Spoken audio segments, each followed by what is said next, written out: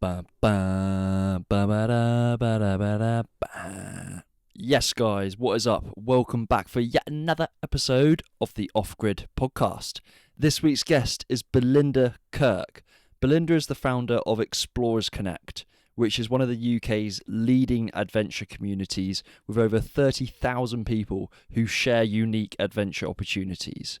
She was the skipper of the first all-female team to row around Britain non-stop and is the author of Adventure Mind, where she has extensively researched why adventure is necessary to our psychological well-being. In this conversation, we talk about why adventure is not a luxury but a human need, how adventure helped Belinda overcome childhood trauma, the case for why children should be feral, leaving a successful TV career to become an entrepreneur, and what Western society gets wrong to create what Belinda describes as unnecessary suffering. Right, on with the podcast. Hope you love it. Belinda, welcome to the Off Grid podcast. Hello. Thank you for having me. It's great to meet you properly, Jake. Absolute pleasure. You've spent over a decade campaigning that adventure is a psychological necessity, which is something I'm already completely on board with. So I wanted to ask you, what's the science to show that people need adventure in their lives today? That is a really big question. I probably would start with the fact that before I became such a believer, I witnessed it. So I spent 30 years leading adventures, or I've spent 30 years leading people on adventures all around the world, young people, old people, children, people from all sorts of backgrounds. And I've seen it transform and change their lives for the better. And for me personally, when I was a young adult and a teen, it changed my life. So I knew that I had experienced it. I'd witnessed it again and again. So I knew that it was also working for other people. And I couldn't understand why no one kind of celebrated it. We talk about adventure like it's a luxury, like it's frivolous almost. And I actually think I know that it's essential. It's an essential part of being human. And modern life modern life's so boxed up that it's kind of stripped away. And so I went searching, for over a decade. I've been searching for all the data to show this. I've been commissioning more research to keep backing this up and to find more, to understand more as to why adventure is so good for us. So where's the evidence? I mean, gosh, I don't know where to begin. I've written literally a whole book, a whole book with like 300 references of some of the best data I could find to show what I was trying to explain, that adventure is really good for our well-being. There's wonderful studies, huge data sets that show for children, for example, children given more adventurous play become much more confident. They experience less bullying. If you create an adventurous playground, for example, in a school, and take away the sort of the kind of non-risk stuff and put in more risky play, there's less bullying. The kids become more confident. They express themselves better. So there's some amazing research around that. There's amazing research around adventure therapy. That's full of research showing, there's so many research projects. There is a very large body of evidence to show that when you take people with traumatic backgrounds, there's particularly a large area around people who have ex-military, people who've served for us in the military, and they might have post-traumatic stress. Those people go on adventure therapy adventures, and incredible alleviating of their symptoms, more than just giving antidepressants. And the way that modern society tends to deal with mental health at the moment is we go too quickly to the drugs, but we should be looking more at lifestyle and just looking more at the causes of the symptoms. And so there's loads of there's absolutely masses of evidence that it will that adventure. Do you know what, another part that I love is that the research around women and adventure, women particularly benefit from adventure, I think because of low confidence. As a general rule, women have lower confidence than men, in our society, the society we've created at the moment. And so there's loads of fantastic studies to show that it's an amazing confidence booster for women to go on adventures. And for me personally, that was my experience. When I was a teenager, I had very low self-esteem, low confidence.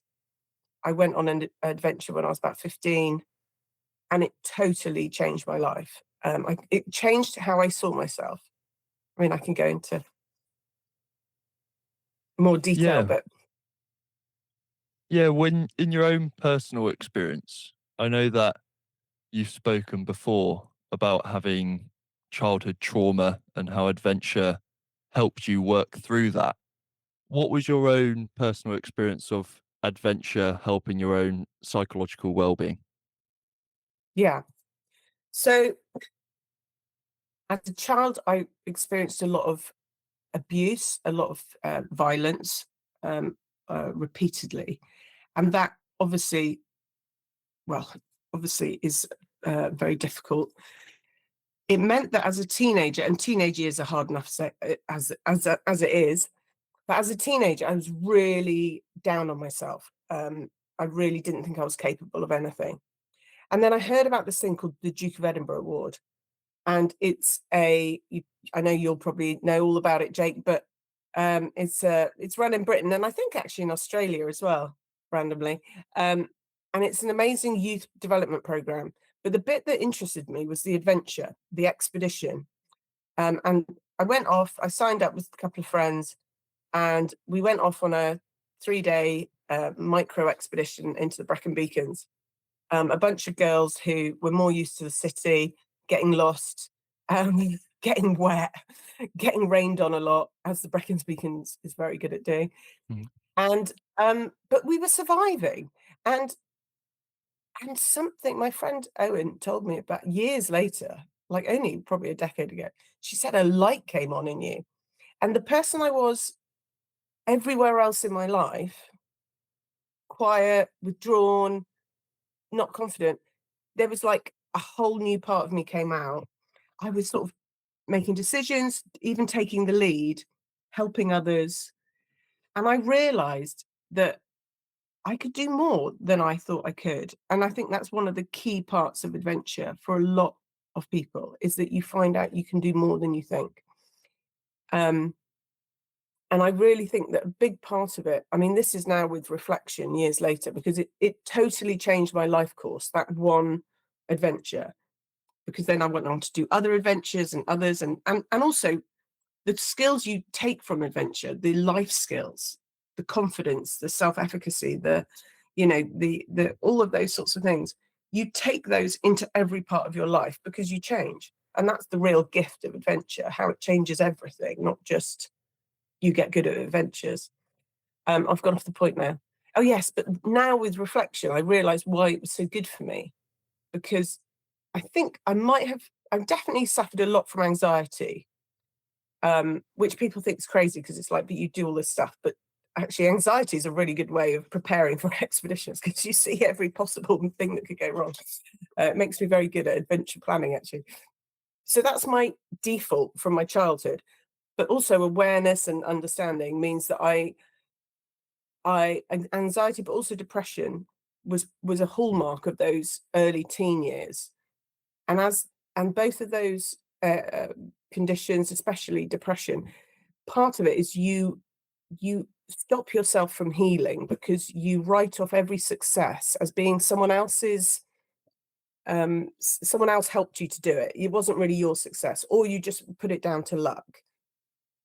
But when you summit a mountain, when you nail an Eskimo roll, when you survive the night in a tent on the Brecon Beacons through the hail and the rain and whatever, and you come out and you can keep going, you know, it's undeniable. Like, it's undeniable evidence that you did that. No matter if you had a bit of help, you had a bit of support. you had an instructor or a guide, you still put one foot in front of the other. You still did it. And it's that physical, mental, immersive challenge and nailing it, even if you don't have to actually finish an expedition or a challenge, just getting to the start and then getting halfway through.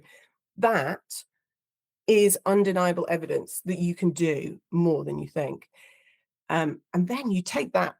I mean, for me as a 15-year-old, I went back to school and went back to my life, and I was like, wow, if I can do that, maybe I can do other stuff. And I mean, that for me was the pivot. Like, that's where my life changed. And I think that's with lots of people with depression, confidence, young people, that's where adventure is a wonderful thing. There's a lot of people, no matter what age they are or what stage of life they're in, that have things going on and the past that is maybe still with them and potentially holding them back in some way. How did that Belinda at that time go from feeling anxious in herself and depressed to feeling more confident? And how do you make that gap, that jump between the two? It's a good question. And I can only talk about my experience and what I've witnessed as well when I've taken other people to do stuff like this. But I think the main thing is it's little steps. I think we you don't go to the gym once and expect to be fit physically for the rest of your life.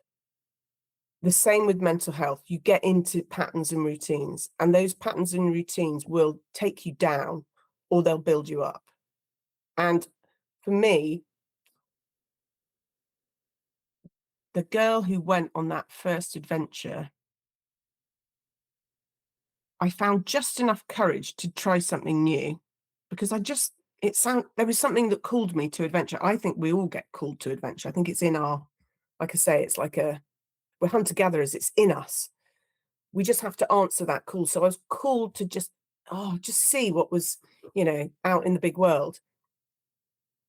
Once I'd done that, once I'd achieved it, and I mean, literally, we could have only survived a couple of nights in the tent and completely got lost and have to get rescued. Well, not rescued, but like someone to come and help us to get off the peaks, whatever.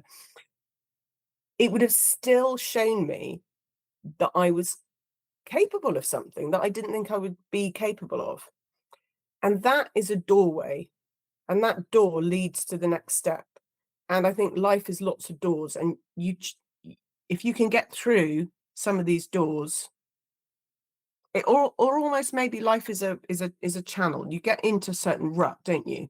And if you keep going down that, it will take you. If you look right down that road, it will take you to a place maybe you don't want to be, because it's like a repeated behavior, repeated choices.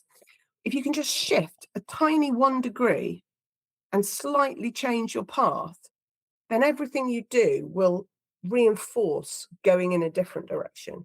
And a lot of therapy and healing is about finding something that opens that door, or allows you to move from one track onto another, because then you can reinforce, just by doing it, your motivation reinforces, and you get built up. Your confidence slightly grows and your motivation grows because you feel pretty empowered, like pretty badass if you survived a couple of nights in the Brecon Beacons.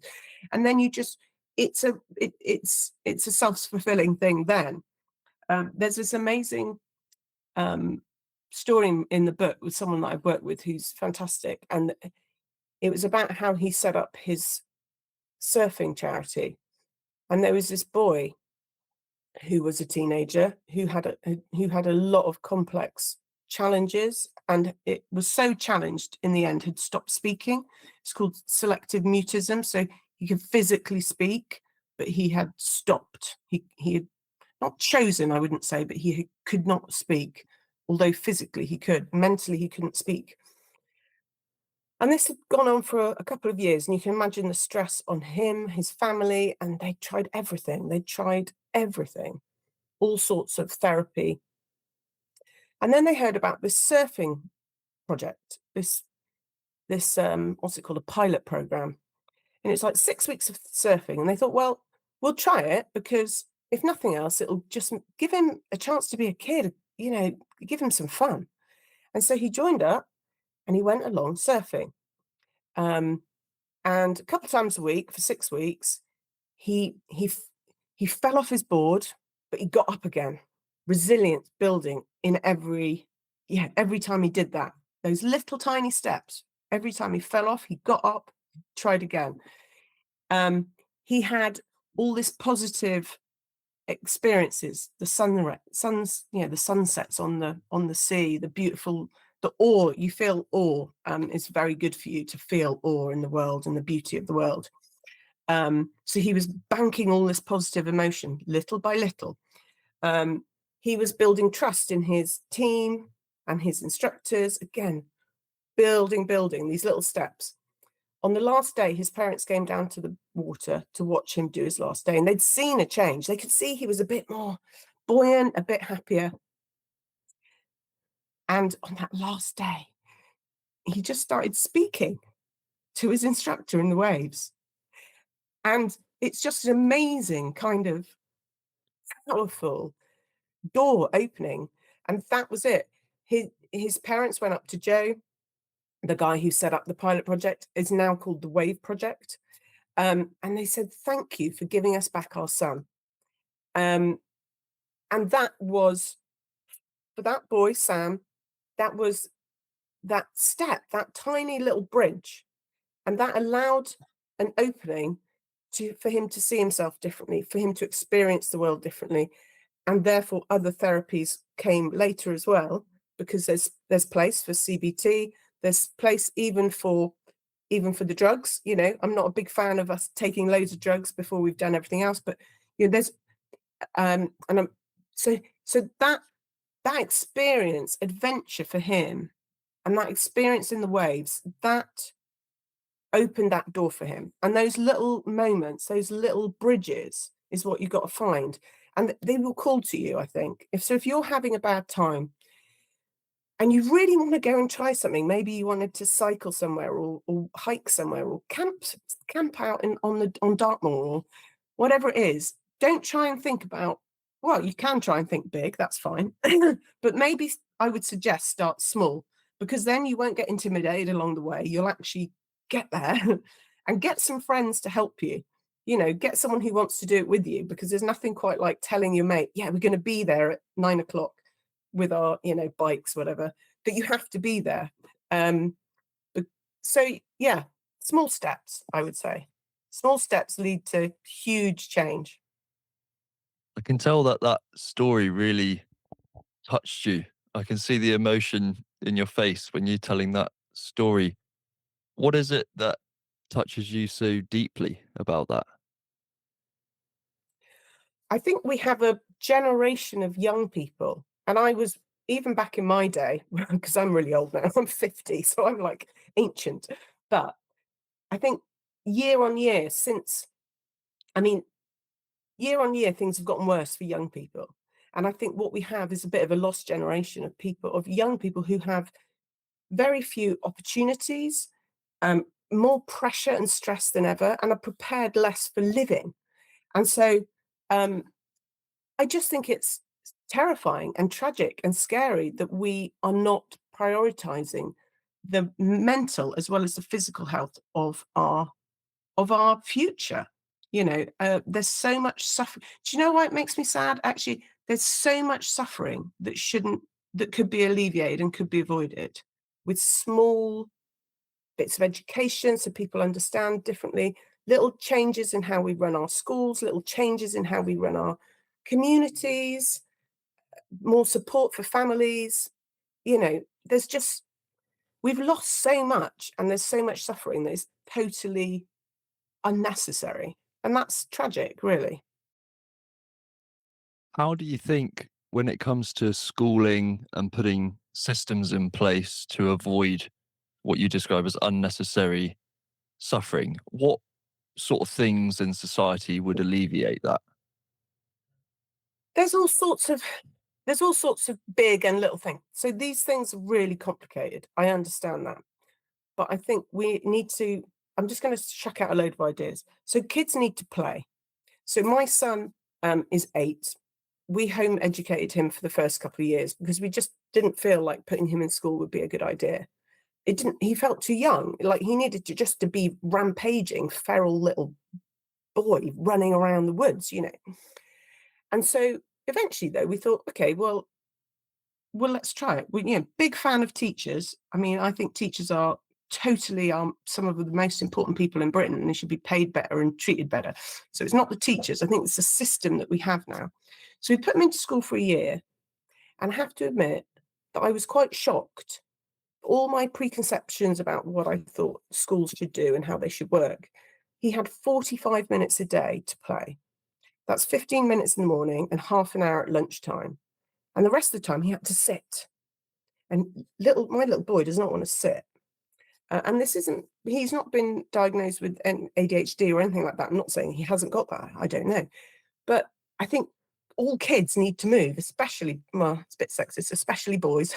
They need to move. They need to, there's a lot of development stuff around the brain and how it develops at that age. They're supposed to be learning how their body works in the environment and in the world. So I've gone off the point a bit. We've taken our son out of school now. He's home educated again and he's much happier and he's feral again, but he's also learning way quicker. So kids should be given a lot of play when they're young. It's really important. Secondary school kids, they should be given a lot of play. They need it too. It's really important. It's a really important part of learning about who you are. And they've shown the data. It's really important about how you learn to be with other people and your identity, because there's obviously at school it's all about conformity, but in playtime you can be who you are, and that's a really important part of developing. So there's loads of stuff about how schools should be back to a bit like how we had. I'm not saying everything was perfect back in the 50s, 60s, 70s, whatever, but kids played more. They were trusted more. And also their play was risky. We cotton wool kids, and there's again masses of data about. Do you know, one of my favorite bits of data, and it's a set of data, it's not just on one study, that children who are given more risk aren't actually in more danger because they learn to risk assess and therefore they actually have less accidents down the road. So kids who are put in riskier situations have less accidents. How crazy is that? I mean, it makes intuitively it sounds wrong, but of course it's completely correct because they start to look after themselves. So there's all sorts of that, but there's also things like for adults and for the whole of society, the way we plan our town planning, we should have climbing up the sides of municipal buildings, like, put in some nice holds. We should have much more traffic calmed areas, more cul-de-sacs, so people can move and get around. And kids, everyone used to hang out in front of their houses back in the day. And that's not just, I mean, that's a social thing, not just adventure, but for kids, for playing and for people ranging. There's a horrible statistic that children now, compared to when I was a kid to now, or maybe about 10 years ago, over that period of time, the area in which a child plays has diminished by 90%. So unsupervised play for children has diminished by 90% in area. And that's because we're all watching, whether it be at school, nursery, or parents, we're all just keeping them closer. So kids aren't able to figure out who, risk assess and work out how to live by themselves and look after themselves. And there's a lot of loss. We're obsessed with protecting physical health because we have a litigious society, and instead we overprotect and we actually are damaging mental health. So we're prioritizing physical over mental health, whereas the two obviously need to work together. Anyway, gosh, I could talk. I mean, there's so many things we need to do differently. Where do we begin? I know that when it comes to the neuroscience, you've spent time with modern day hunter-gatherer communities. What did they show you about what the human brain needs that we don't get in modern society? So the main thing is probably that we were meant to live adventurously, and working with tribes, especially proper hunter-gatherer tribes, there's not many left. They live, they're nomadic, they move, they're egalitarians, so there's nobody's the boss. They're all everything's communally decided. But they live adventurously. Every day's an adventure. Every day's different. There's uncertainty. There's adversity that comes with uncertainty. And instead, in modern life, we are so, I hear all the time, oh, I'm not good with uncertainty. But the problem is, if you don't step into new things, if you don't take on and embrace uncertainty, sometimes you don't, not every day of the week, then you never learn anything. You never experience anything new. And the real thing is, I mean, there's the great comfort zone model, which it really explains this well.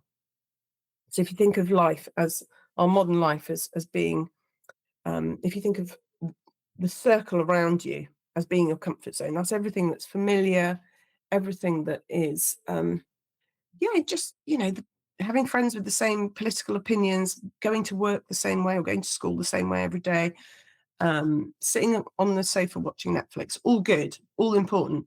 Comfort zone is a good place. But if we only reside in the comfort zone, we miss out on any kind of personal growth. And I think enrichment and like what it is to be alive. So when you step out of your comfort zone, i.e., you try something new, you set up a business, you set up a podcast, like, oh, just your first podcast, it's like, I don't know how it's going to go, but I'm going to try it.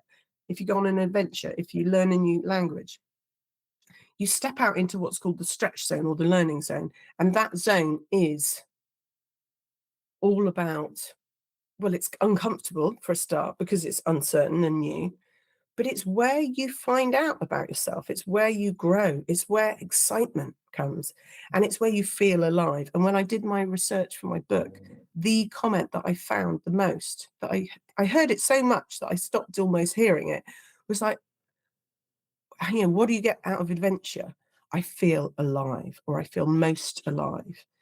And that is what that was the comment I heard the most when I asked people why they like adventuring. Why get cold, wet, put yourself at risk, spend all that money? Because I feel alive, or most alive. And I think when you step into that stretch zone, that learning zone, you're feeling alive. That's kind of why we're here. And I'm not the first person to think this. If you look at Darwin, Nietzsche, the Stoics, ancient knowledge, all saying the same. It's about testing yourself. It's about finding out who you are, because it's about. And the great thing is, when you step out of this comfort zone into the stretch zone, you don't then just step back into your comfort zone. What you actually do is your comfort zone comes to meet you.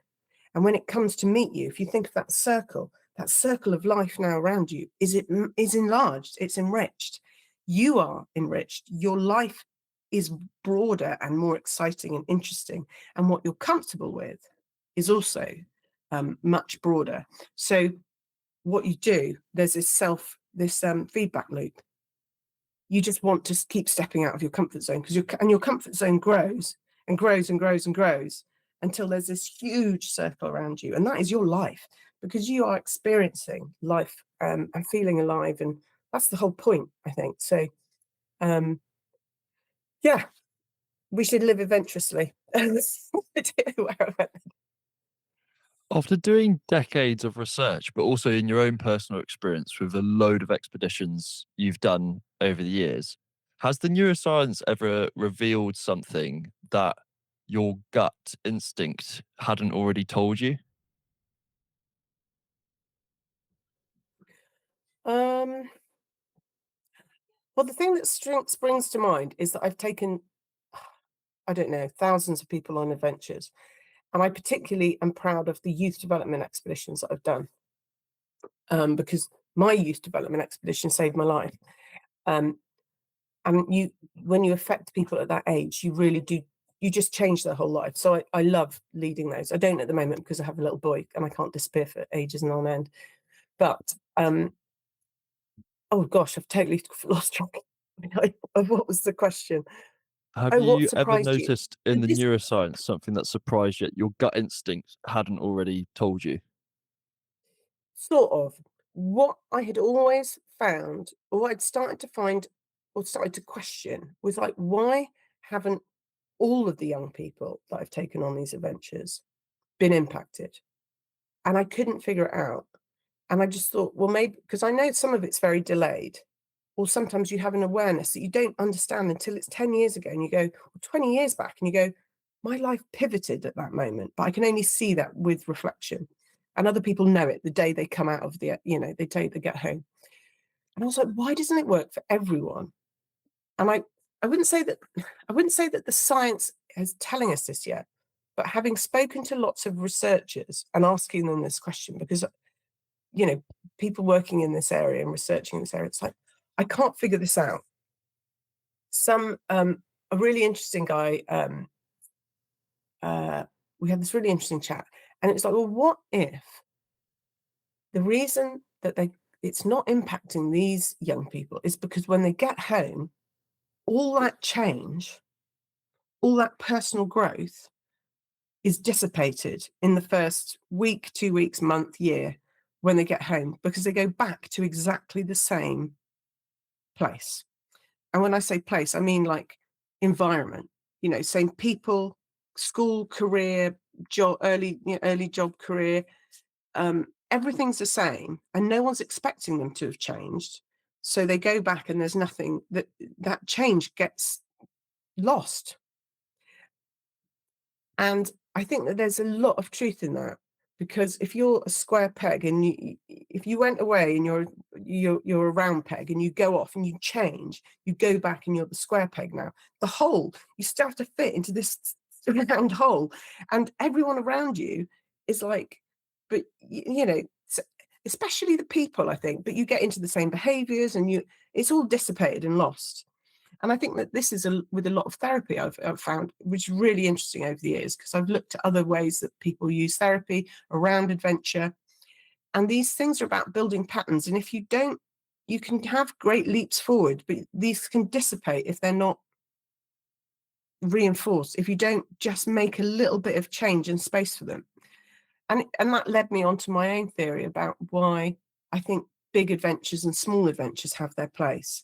So big adventures, when you go away for weeks or months on end and you come back, you are totally changed.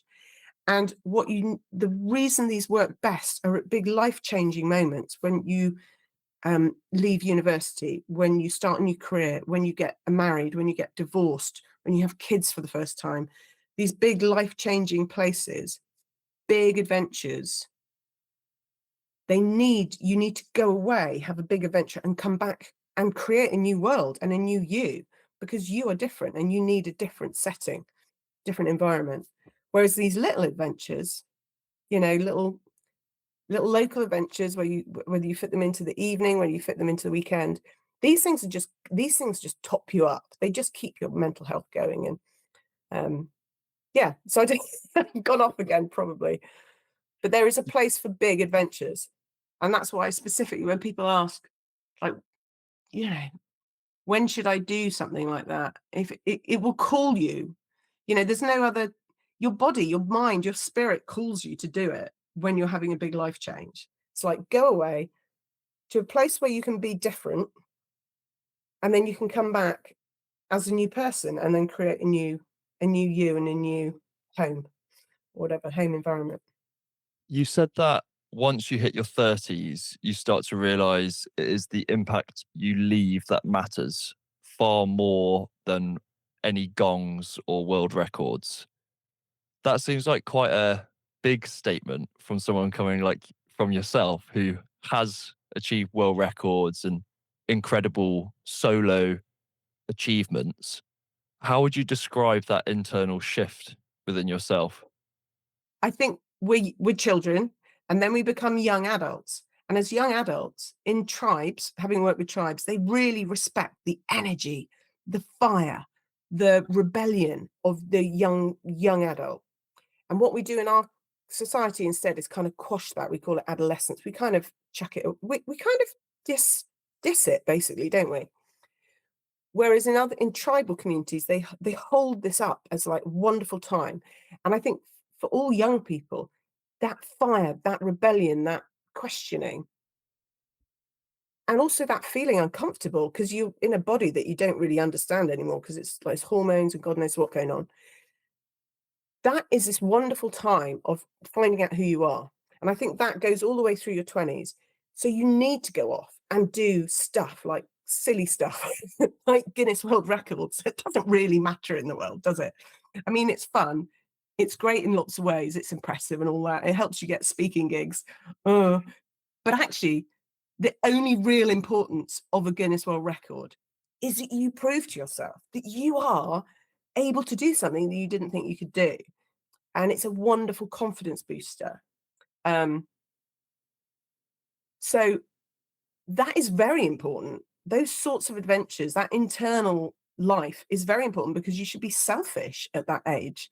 You should think about yourself because you can't give anything to the world if you haven't sorted your own shit out, basically.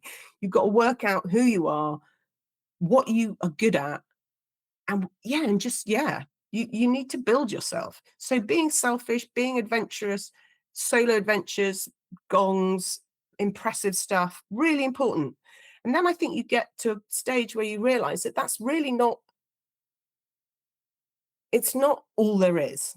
Because actually what there really is about relationships. Life is actually all about relationships. Nothing else really counts.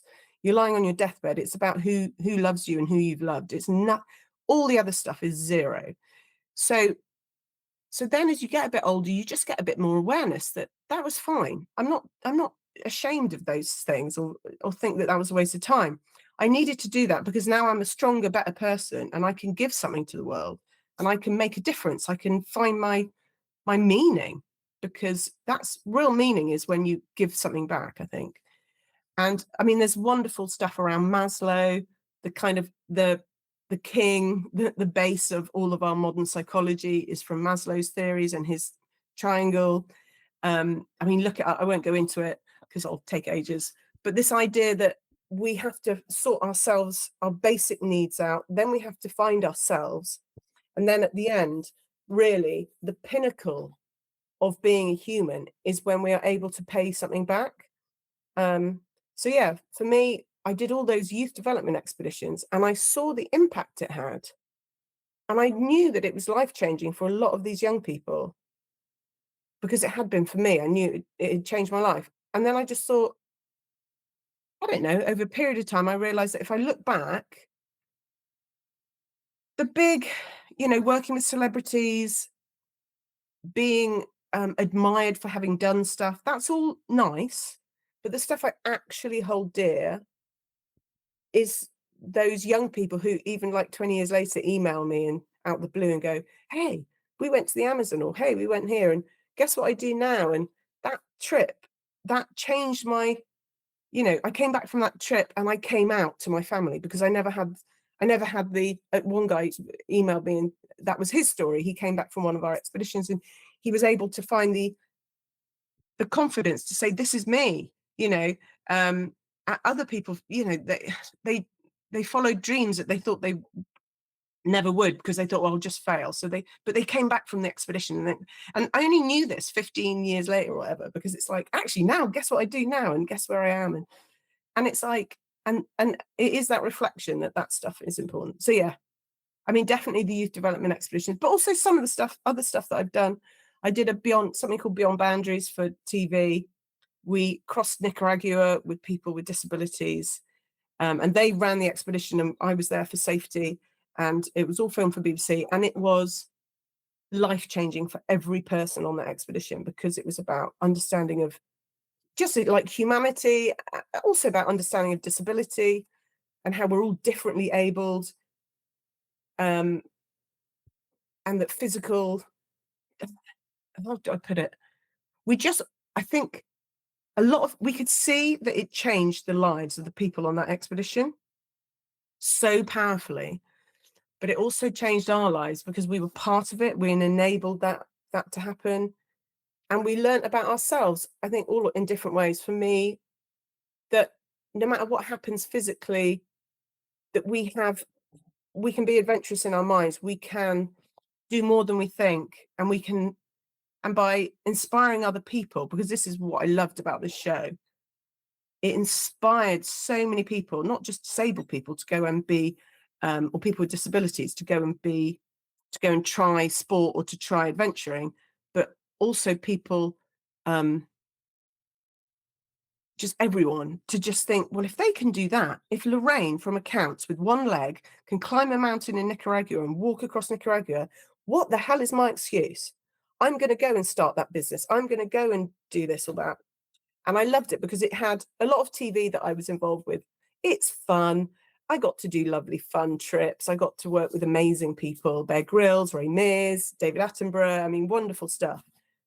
But a lot of it was really entertainment, whereas some of that particular programming and others, but that particular series, it had a it had a message that counted. It was still entertaining, why people watched it, but it has to be entertaining, otherwise people switch off. A bit like a podcast. If I just had a message and didn't tell you stories or something, it'd be like, oh God, she's just banging on about the science. Like the entertainment part is important. Anyway, I'm going off on one, but that message, hundreds of thousands of people were probably impacted because we had. This was back in the day when people sent letters. We had bags of mail coming in saying, "Your show changed my life. I'm now doing this." It was wonderful. And I saw that your TV career was a really successful one, working with all those celebrities. And I was wondering, was there ever a point in that TV career where you realized that that was not for you? Yeah. So for about 13 years, I ran expeditions, and on the side would also run adventurous film trips. So I would take film crews out into the middle of nowhere, and do adventurous stuff. Sorry, the battery thing just pinged and my laptop's totally distracted me.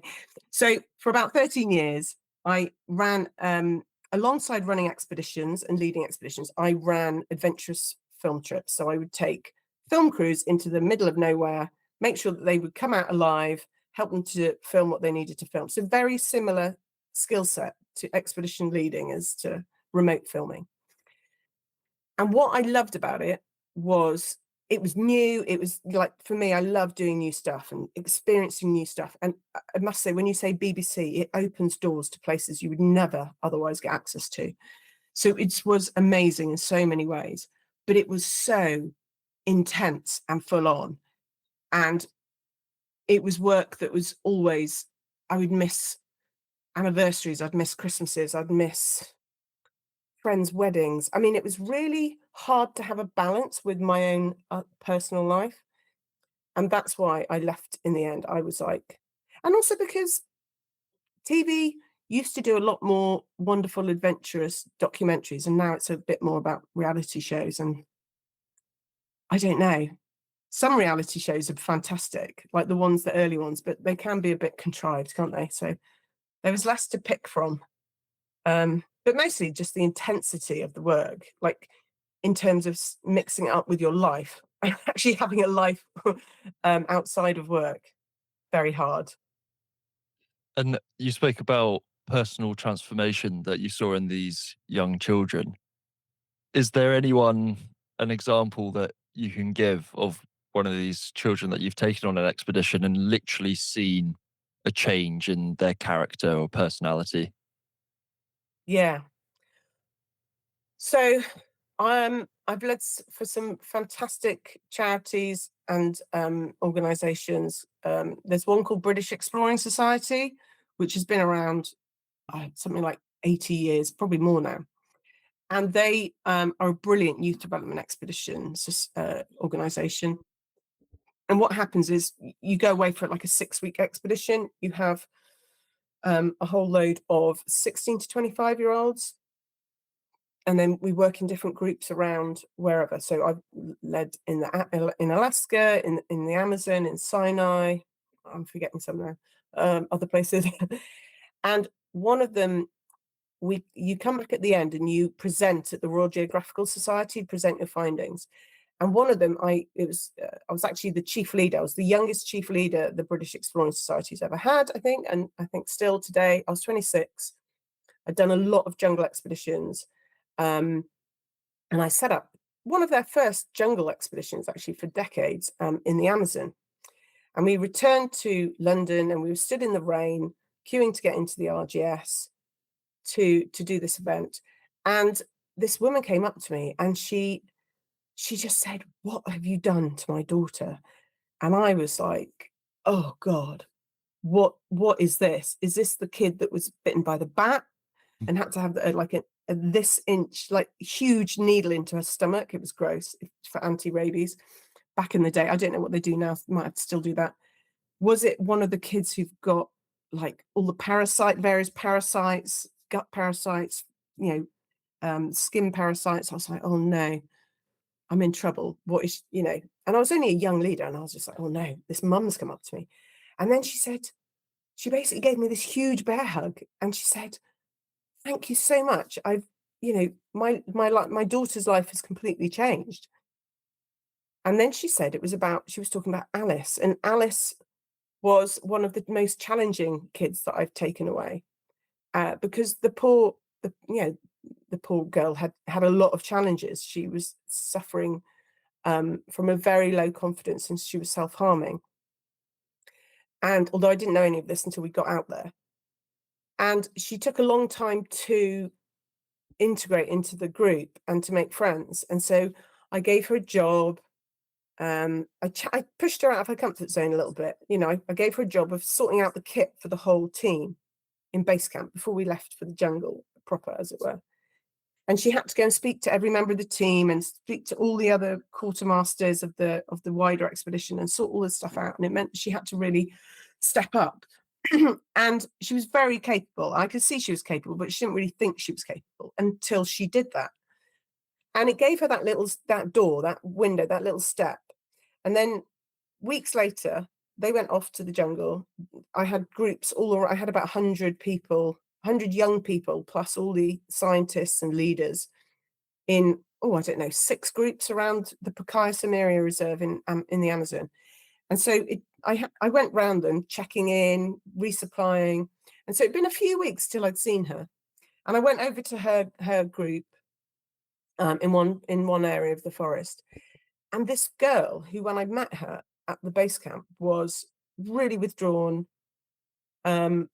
really found it hard to speak in front of others. She was like striding around her jungle camp. She had basically stepped up and said, "Right, I'm going to run the camp." She'd made all these decisions and taken on all these responsibilities. And she was basically running the joint. Like, there was 2 leaders there, but she ran the fire pretty much, or the fire is the name of the group. And I just remember just being stunned, completely stunned. And so when I met her mum that day, 6 months later, and she said, "It's changed her life. This expedition's changed her life." She said she was having real trouble at school, academically, but also socially. But now she was doing quite well. She'd improved her grades, but more importantly, she had some friends, and she had come out of herself, and she had made friends at school.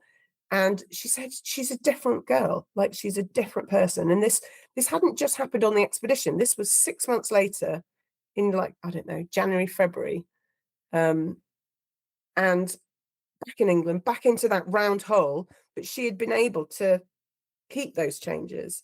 And I mean, it just blew me away. It was the moment I think I realized this didn't just change my life. These things also can change other people's lives, like really for good, permanently.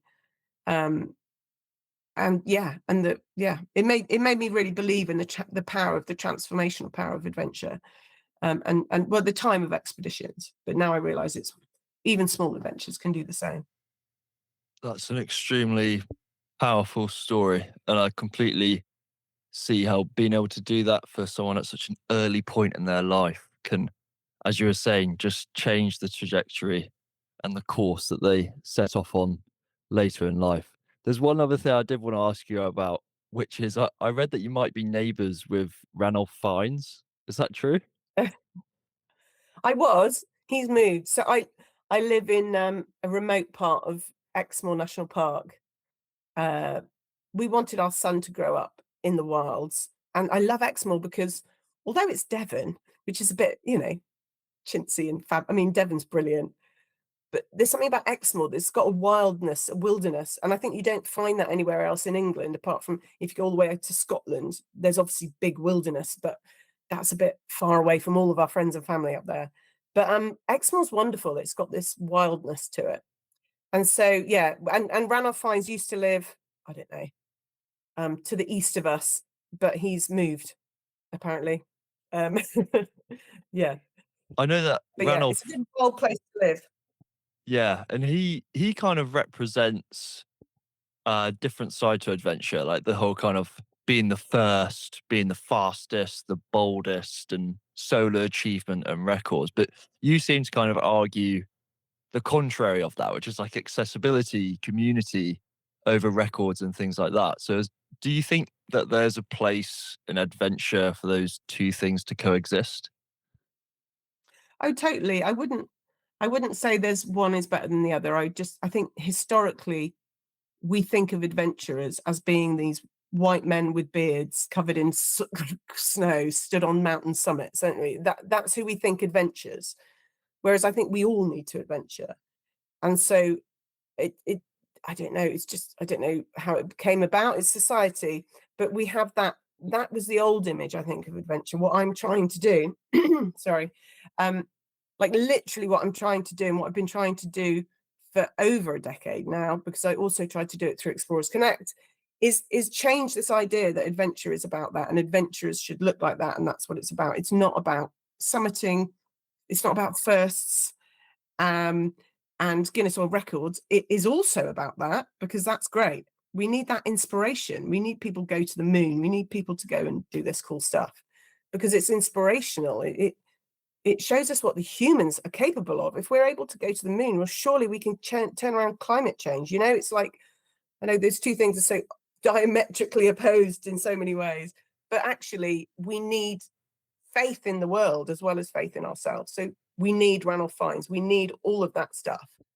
um, and those heroes, icons. But we also need to realize that adventure is for everybody because, yeah, it's left our world, it's left our everyday life, and you need to make a conscious decision to bring it back. And for those people who have stuck with us to the end of this conversation, what can they expect from your book, Adventure Mind?